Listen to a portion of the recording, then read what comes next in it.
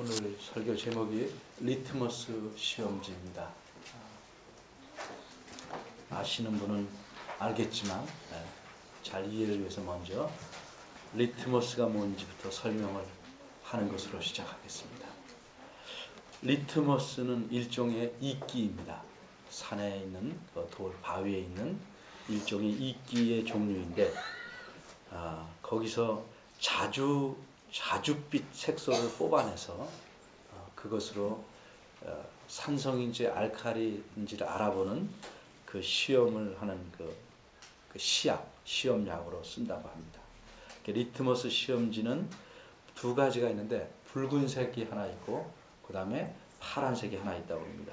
그래서 붉은색을 알칼리에다 대면 그게 이제 푸른색으로 변하고 그러면 알칼리인 줄 아는 것이고, 푸른색 시험지를 산성에다 대면 붉은색으로 변해서 그게 산성인 줄 아는 것이라고 합니다. 왜 설교의 제목이 리트머스 시험지일까? 이제 들으시면 드러날 겁니다.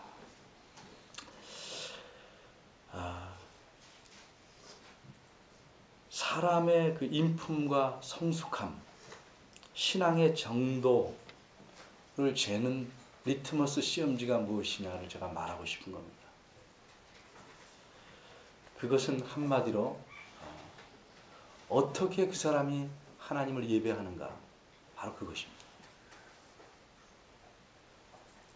소리 지르고 예배 시간에 주여 아멘 외치고 땀을 흘리며 기도하는 것이 하나님을 잘 예배하는 것일 수도 있지만, 그건 개인적인 것으로 때는 가능하지만 공동으로 함께 예배할 때는 그것이 예배를 방해하는 요소가 될 수 있습니다.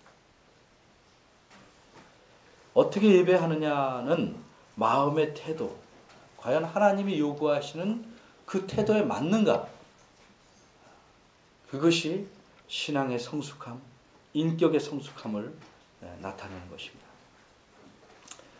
사람을 교육할 때 단순히 학과, 무슨 머리로 하는 교육이 아닌 사람됨의 교육, 인품의 교육은 겉부터 가르칠 수밖에 없습니다. 물론 겉부터 가르치면서 속도 말은 하지만 아이들을 가르치려면 겉부터 가르치는 것이 효율적입니다. 그래서 우리가 아이들에게 예의를 가르칩니다. 고개를 숙이는 법, 정중한 태도로 어른의 말씀을 듣는 법, 이런 것들을 가르치는 것이 속을 가르치기 위한 시작 단계입니다. 근데 대부분 요새 부모들은 방목합니다. 아이들 자체에 죄성이 하나도 없다면, 타락하지 않았다면 방목할수록 좋겠습니다. 그러나 여러분이 잘 아는 대로 사람은 죄악 중에 태어나서 죄악 중에 죽습니다. 여러분은 어린아이들을 수십 번 관찰해 보십시오. 가르치지 않은 나쁜 짓은 어떻게 그렇게 잘하는지 모르겠어요. 수차례 가르치는 좋은 짓은 잘하는 게 드물어요. 그 안에 죄성, 이미 장착돼서 태어나는 것입니다. 그래서 겉부터, 예의부터 가르치는 것이 인품 교육에 매우 중요합니다. 사람들은 흔히 이렇게 말합니다. 크면 다 한다. 그 말도 일일이 있어요. 특별히 기능 같은 거는 크면 합니다. 그런데 인품은 크면 다 하는 건 처세술로 하는 것입니다. 인품은 어릴 때부터 몸에 배서 마음에 스며들어야 합니다.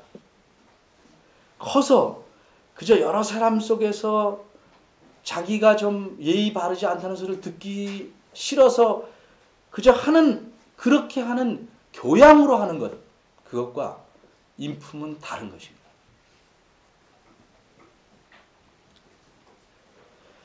특별히 어린이들이 우리 교회에서는 어른들과 함께 예배합니다.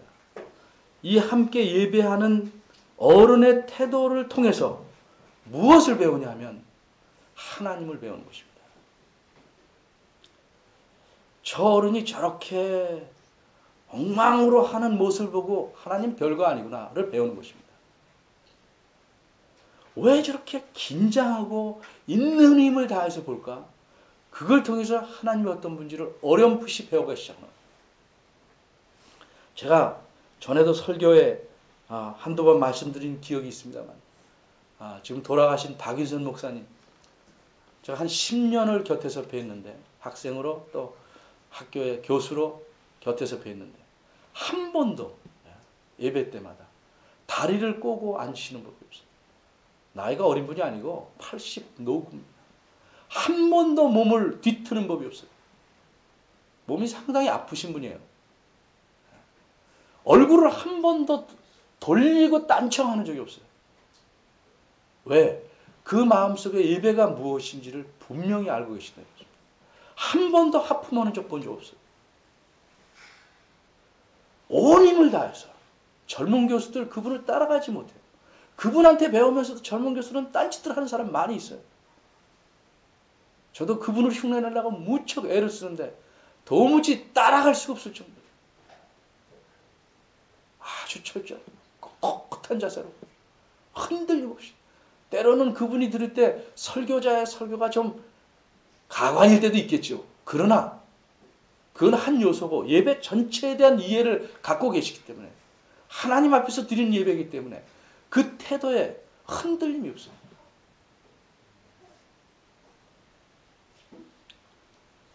우리가 어떻게 하나님을 예배하는가, 이것을 통해서 아이들은 하나님을 배우는 것입니다. 오늘 본문은 애굽이라는, 이집트라는 나라에서 종으로 살던 수백만의 사람들을 데리고 나오신 하나님, 놀라운 일들, 바다가 강이 피로 변하고 바다를 가르시고 이런 놀라운 일을 통해서 데리고 나왔습니다. 근데 이렇게 데리고 나오시는 것은 광야에서 그저 니네들 마음대로 잘 놀아봐라, 이렇게 운동장을 마련해 주시기 위해서 데리고 나오신 것이 아니고, 이 광야에서 하나님의 백성, 자녀 삼으시려고, 그 공식적인 의식을 행하고 그들에게 하나님 백성됨, 자녀됨을 가르치시려고 데리고 나오신 겁니다. 이 의식을 언약의식이라고 합니다. 이 19장부터 24장까지가 이 언약의식을 다루고 있는 부분입니다. 우리가 어릴 때는 연극도 하고, 그걸 저희 어릴 때 기억으로는 학예회라고 그랬어요. 지금은 뭐라고 그러는지 모르겠어요. 또 대학생들이 어디 반끼리 놀러 가는 건 MT라고 그러고, 이렇게 이름이 있듯이 하나님 앞에서 하나님을 만나서 하나님을 예배하고 그의 말씀을 듣는 이 의식을 언약의식이라고 합니다. 이것이 전체가 공동적으로 예배하는 첫 장면입니다. 이 장면을 통해서 우리는 하나님을 어떻게 예배해야 되는지를 살펴봐야 합니다. 먼저 하나님께서는 내가 너희들을 내 백성 삼겠는데 과연 너희들이 내 말대로 따라서 하겠는가? 백성 모두가 그렇게 하겠습니다. 대답합니다. 이 말을 갖고, 이 대답을 갖고 모세가 산 위로 올라가서 하나님께 아뢰입니다. 그렇게 하겠답니다. 그렇다면 내가 3일 후에 너희들에게 임하겠다. 너는 오늘과 내일 이틀 동안 몸을 성결케 해라. 하나님이 요구하는 건 마음이에요. 마음을 깨끗이 한다는 건 죄를 없애는 건데, 그건 사람이 할 수 있는 일이 아니에요. 그러나 사람이 할 수 있는 일의 모든 성의를 다 보여줘요. 마음을 깨끗이 하고 부정한 것을 만지지 않고, 또 심지어 그 깨끗함의 표시로 옷까지 빨아서, 저 사람을 내가 잘 대한다 마음으로, 그리고는 다리는 건들건들 이렇게는 할 수 없는 겁니다. 물론 겉이 공손하다고 마음까지 공손한 법은 없지만, 마음이 공손한 사람은 항상 겉도 공손할 수밖에 없습니다. 종종 학생들 보면, 제가 지나가면 세 부류의 사람이 있습니다. 세 부류의 사람. 가던 걸 딱 멈춰서 제대로 인사하는 사람. 저는 늘 그렇게 하라고 가르치거든요. 아니면 다리 탁 꼬고 앉아서 안녕하세요 이렇게 인사하는 사람. 인사받고 기분 나쁘죠. 아니면 그저 탁 지나가면서 인사하는 사람. 어떤 게 공손함입니까? 마음의 공손함은 겉으로도 표현해야 합니다. 제가 인사받기 싫어서 그런 게 아니고 인사받기 좋고 그래서 그게 애들도 가르쳐 자꾸 하는 이유는 그런 마음의 자세를 가르치기 위한 거예요. 목사한테 공손하다고 그런 사람이 늘 하나님께 공손할 수는 없죠. 그러나 하나님께 공손한 사람은 목사에게도 공손하지요.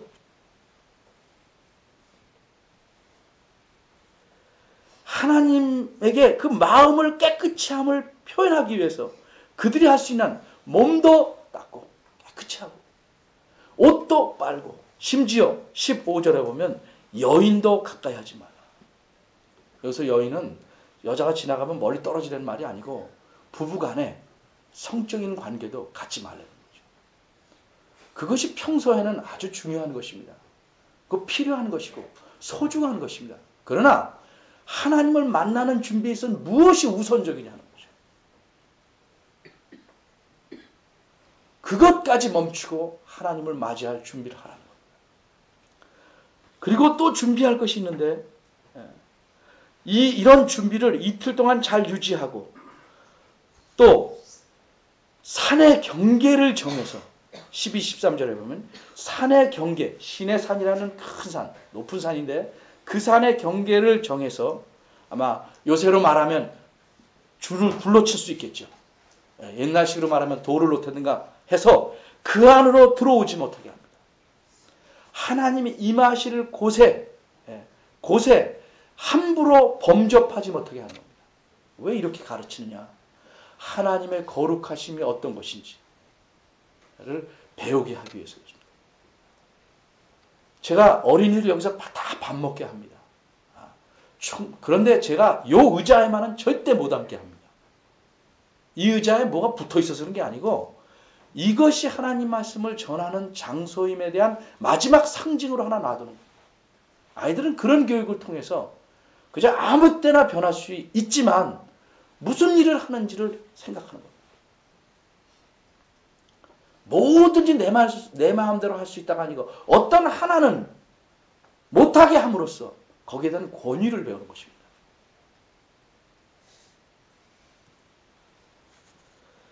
죄된 사람이 거룩하신 하나님 앞에 그렇게 쑥 나갈 수 있는 게 아니고 가까이 갈 수 없음을 하나님의 특별한 허락과 은혜 없이는 접근할 수 없음을 배우는 것입니다.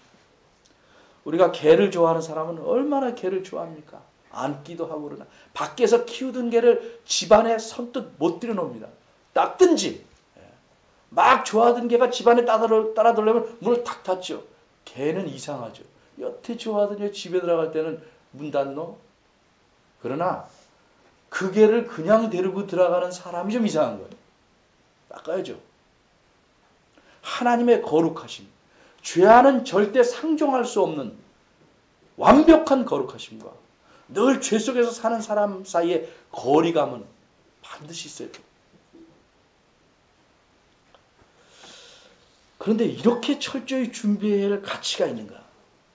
왜 그렇게 하는가? 그분이 누구인가를 알아야 됩니다. 능력이 크시다. 근데 그분이 어떤 분이시길래 그런 능력이 큰가? 이 사실을 잘 드러내는 게 16절에서 19절입니다. 자, 먼저 우리는 동양권에 있는 사람들이기 때문에 참 이해하기가 편합니다. 서양 성경학자들의 글들을 보면 우리가 이해하는 것만큼 못해요. 자, 예를 들어서 여러분, 우리 한국 조선시대 왕이 공식적으로 행차하려면 어떻게 합니까? 왕의 마차가 가고 옆에 호위 무사들이 따르고 앞에 뭐 물러거라 하고 이게 막 국악대가 따라가고 정신없이 가죠. 대감은 그냥 큰 바퀴에 있는 제자 몇 명 따르고 물러거라 그러고 떠들고 다니죠. 큰 나라 왕은 훨씬 그 왕의 행차가 위험스럽습니다. 굉장히 위험합니다. 여러분 가끔 사진에서 본 정조의 이 수원 행차도 굉장하지 않습니까? 그런 왕의 행차. 근데 그 왕이라는 사람이 왕이라는 사람이 나는 이 왕이다. 조선시대 왕이. 옆에 개 몇 마리만 데리고 간다면 꼴이 우스운 겁니다. 왕의 행차에 걸맞는 호위, 사람들이 따라가요. 온 세상의 왕이신 하나님께서 지금 하늘에서 이 땅으로 행차하십니다. 무엇이 거기에 따라가겠어요? 사람이 그건 마치 왕이 개를 데려가는 것 같습니다. 그 왕의 위엄을 나타내는 호의가 뭐냐면 엄청난 천둥과 번개와 계속 칩니다. 빽빽한 구름과 왕의 행차를 지금 묘사하고 있는 겁니다. 왕이 임할 장소에 빽빽한 구름이 있고 왕의 행차를 알리는 나팔 소리가 크게 울립니다. 그냥 쪽밖에 삑 울리는 게 아니고 저 위에서 울리는데 한 1000여 미터 이상 되는 그 위에서 하늘에서 울리는데 밑에 있던 수백만 사람들이 그게 커서 백성이 다 떨어요. 사람이 부는 나팔 소리가 납니다. 신명기에 보면 하나님께서 행차하실 때 1만 성도가 수많은 성도가 수많은 천사가 함께 동행합니다. 그렇게 동행하고 나팔 소리가 점점 가까이 와요. 그 행차가 가까이 온다는 거죠. 우리 탑동에 비행기 뜨면 뻥 시끄러운데 가까이 올수록 귀를 막아야 되지 않습니까? 그 사람을 떨게 만드는 나팔 소리가 점점 커져요. 다 너무 커지니까 다 도착하신 줄 알고 모세가 19절에 말합니다. 그러니까 하나님이 음성으로 대답하셨다. 모든 사람들이 알아들을 수 있는 사람의 언어로 대답하십니다. 물론 그 소리의 크기는 천둥과 우레를 능가하는 소리죠. 나중에 이스라엘 백성이 말합니다. 하나님의 음성을 직접 들은 우리가 그 듣고도 살아남은 백성이 어디냐. 이 왕의 행차가 산 위에 내려오십니다. 근데 그 타고 오신 마차가 비유하자면 불입니다. 불. 여기는 불 가운데서 그래서 우린 불을 요 정도만 생각하는데 신명기에 보면 뭐라고 말씀이 되어 있냐면 그 산에 불이 붙어 화염이 충천했는데 하늘까지 닿다는 거죠. 그러니까 산 꼭대기에 큰 불이 그 불마차에서 붙은 불이 산을 다 태워가지고 윗부분을 다 태워가지고 그 불길이 하늘까지 그 가운데서 하나님께서 말씀합니다. 밑에 있는 사람이 도무지 오구미절에서 견딜 수가 없는 것이죠. 사람만 떠는 게 아니고 뭐라고 그래요? 온 산이 크게 떨었다. 여기 옹기점의 연기라는 것은 옹기 그러니까 그냥 조그맣게 생각하는데 커다란 풀무불에서 쇠를 굴 때 나는 연기같이 하나님의 불이 산을 대니까 산을 다 태워서 완전히 불길이 일어나고 연기가 치솟고 구름은 빽빽한 엄청난 왕의 행차가 임한 겁니다.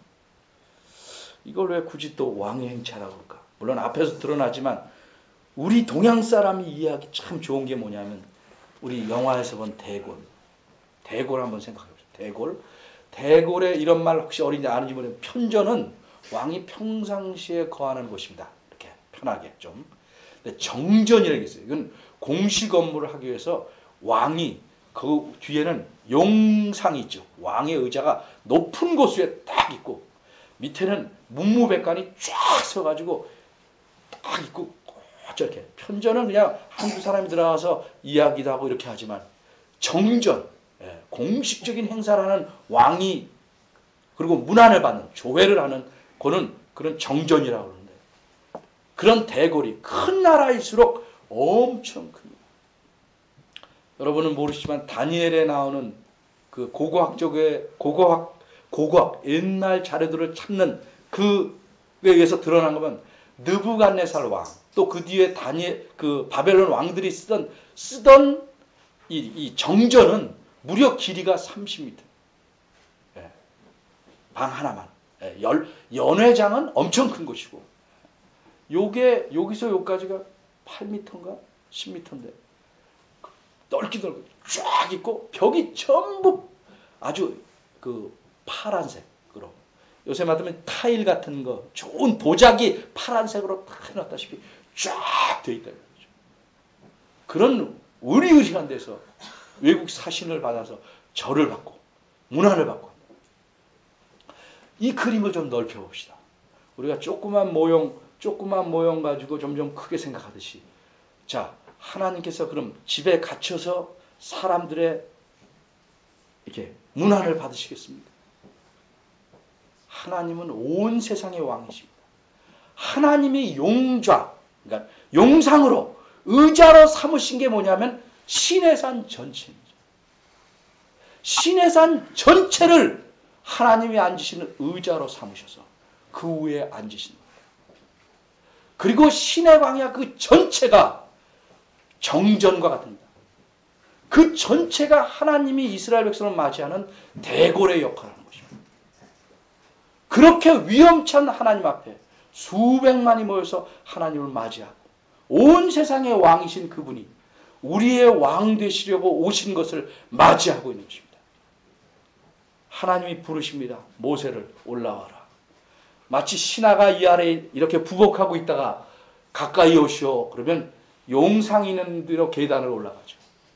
그 계단 올라가는 것에 준하는 게 뭐냐 하면 모세가 시내산 꼭대기에 올라갑니다. 그곳에 하나님은 계셔서 거기서 말씀하십니다. 저 밑에 있는 사람들이 그 목소리에 기가 막히게 이게 우렁참 때문에 온 천하가 울릴 만한 우렁참 때문에 그 진동 때문에 떠옵니다. 이런 하나님을 맞이하는 것입니다. 이런 하나님 앞에 서 있고 그분을 문안하는 것이 공식적인 예배의 모습입니다.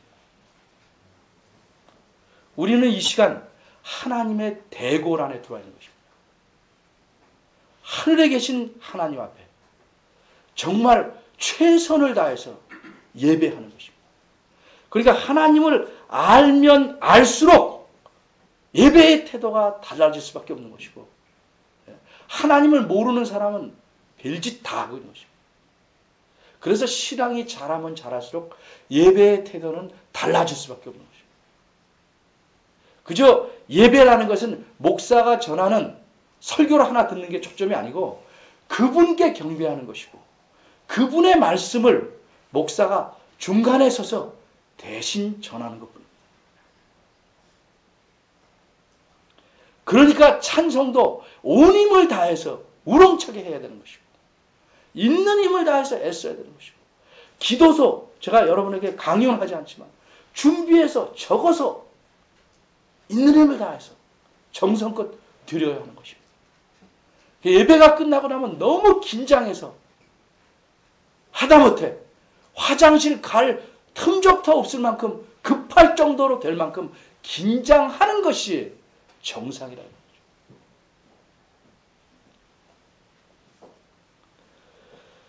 그런데 구약의 이스라엘 하나님의 백성처럼 두려워한다면 우리는 도무지 예배할 수 없어요.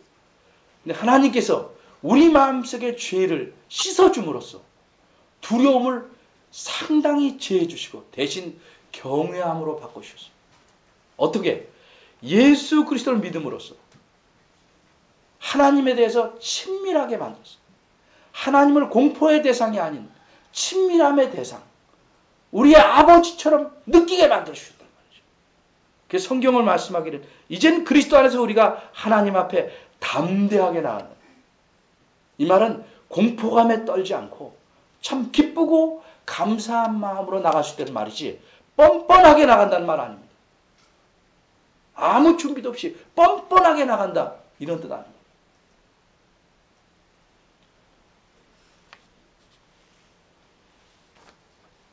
이런 공포는 없어졌다 할지라도 참으로 거룩함을 우리가 유지해야 됩니다. 거룩함, 경건함. 여러분 아주 편하게 생각해 봅시다. 예. 불신자들이, 예수 믿지 않는 사람들이 자기 조상의 묘에 갈 때 제대로 된 사람들은 얼마나 경건하게 준비해가지고 가는 줄 아십니까? 죽은 자들에 대한 정성도 그 정도. 우리가 하나님이라고 믿고 세상을 지으신 분이라고 믿는 그분에 대한 태도가 스스로 살펴보면 그저 믿은 지 얼마 안 되신 분을 얘기하는 게 아니고 그래도 초등학교 과정을 마친 사람이라면 달라야죠. 5년 전이냐 10년 전이냐 별 차이 없이 그죠? 그렇게 하나님을 예배하고 그 마음에 무슨 희열과 감사와 거룩함이 있겠습니까?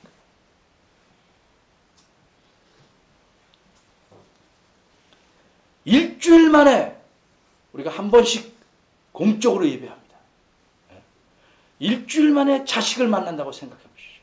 일주일 만에 남편을 만나고 연인을 만나다고 생각하십시오. 그러면 마음속이 얼마나 기쁘겠습니까? 그런데 우리는 지난주에서 이번 주 오는 것이 왜 이렇게 주일이 빨리 왔냐? 그렇게 생각한다면 여러분의 신앙의 연수와는 관계없이 여러분은 정말 어린아이와 같은 신앙입니다.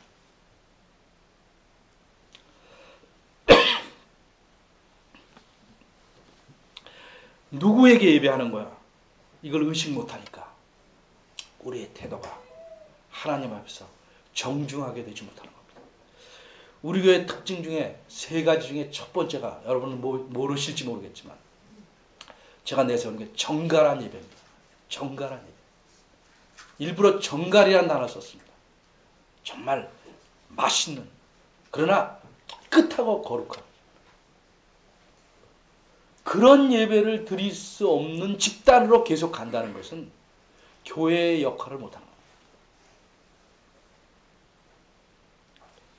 예배는 교회의 심장입니다. 심장이 뛰지 않는 교회, 심장이 고장난 교회, 심장이 약해 빠진 교회는 다른 모든 것에 건강할 수가 없습니다. 모든 성경학자들은 말합니다. 그 교회에 가서 예배를 보면 물론 절대적으로 판단할 수는 없지만 그 전체를 그 교회 교인의 수준을 알 수 있다. 신앙의 성숙도를 알 수 있다.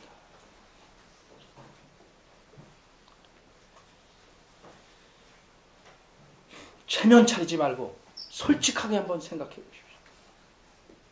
내가 정말 말하는 만큼 하나님을 사랑하는가? 내가 말하는 만큼 하나님을 존경하는가? 우리는 어쩌면 우리 뜻대로 뭐든지 해줄 아주 힘센 머슴을 원하고 있는지 모르겠습니다. 그런 머슴 노릇을 좀 해주시오. 내가 이렇게 가끔 일주일에 한 번씩 와서 노래도 불러주고 위로 공연을 한번 해줄 테니까 이것 보고 평일에는 나를 위해서 머슴살 해주시오 하는 태도로 여러분이 하나님을 섬긴다면 그건 여러분 머리 위에 진노를 쌓는 일입니다. 여러분 스스로 예배하는 마음의 태도를 살펴보십시오. 우리가 하나님 앞에서 정말 그분의 은혜를 입었다면 그래서 그분을 안다면 이렇게 할 수 있는 거예요. 하나님은 모든 하나님의 백성들에게 자신의 그 거룩하심 앞에서 참으로 거룩한 마음으로 예배하고 하나님을 맞아주기를 경배하기를 요구하십니다. 이런 요구에 부응하고 이런 요구에 맞게 예배하는 여러분들이 되기를 바랍니다. 기도하겠습니다. 하나님 아버지, 우리가 매주 모여서 예배하지만 우리의 마음속은 제대로 분석하고 들여다보지 못했습니다. 그저 겉모양만 갖추고 그저 시간에 늦지 않게 오는 정도로 그저 겉 예의만 겨우 갖춘 정도로 예배하지 않았나 살펴보게 하시옵소서. 우리의 중심이 주를 향해 나아가게 하시고 이 어미로우신 하나님 앞에 참 몸둘 바를 모르면서 그분 앞에 나오게 불러주신 하나님의 은혜를 참으로 감사하고 기뻐하고 감격하는 마음으로 예배할 수 있도록 저희들을 세워주시옵소서. 지난날에 잘못된 예배의 모든 태도와 부족한 것을 용서하여 주시고 오늘부터라도 하나님 앞에 바로 서고 하나님을 거룩한 마음으로 섬길 수 있는 저희들 되도록 도와주시옵소서. 예수님의 이름으로 기도합니다. 아멘. 다 같이 일어나셔서 송영 6장 보시겠습니다.